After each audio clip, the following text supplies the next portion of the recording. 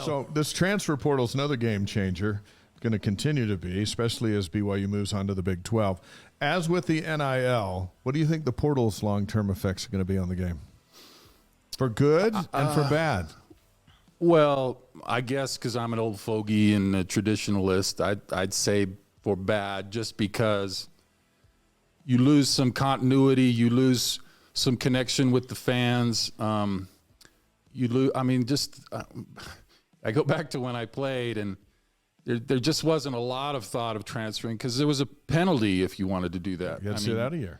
Had to sit out a year, and so we're talking about this on the way over. I mean, coaches have to be a lot nicer than they used to be because if a player doesn't like it, he's gone.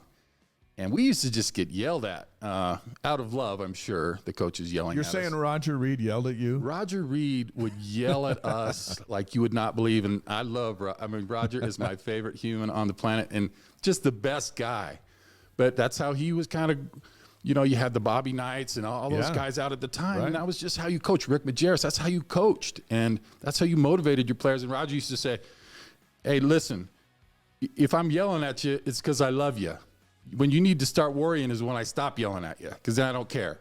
And so that's kind of the mindset we had. Anyway, now it's just about if I'm not happy, I'm going to go somewhere else where I'm happy.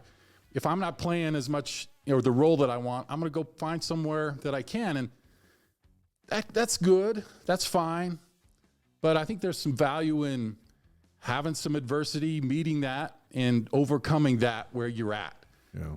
And like I said, again, I mean, I think it's bad for the fans because every year there's like 10 new guys that you have never seen before, rather than here's this guy that came in as a freshman. I've watched him for 6 or 7 years. Like a Jimmer. Yeah, like a Jimmer. And it's just, I mean, that's so cool. You get this investment in these guys. And that's not to say you can't grow to love, Rudy and Jackson and those guys, Noah. But it's just different every year, so much turnover, and I think it hurts just the average fan who likes to have some familiarity and really gets invested in players. How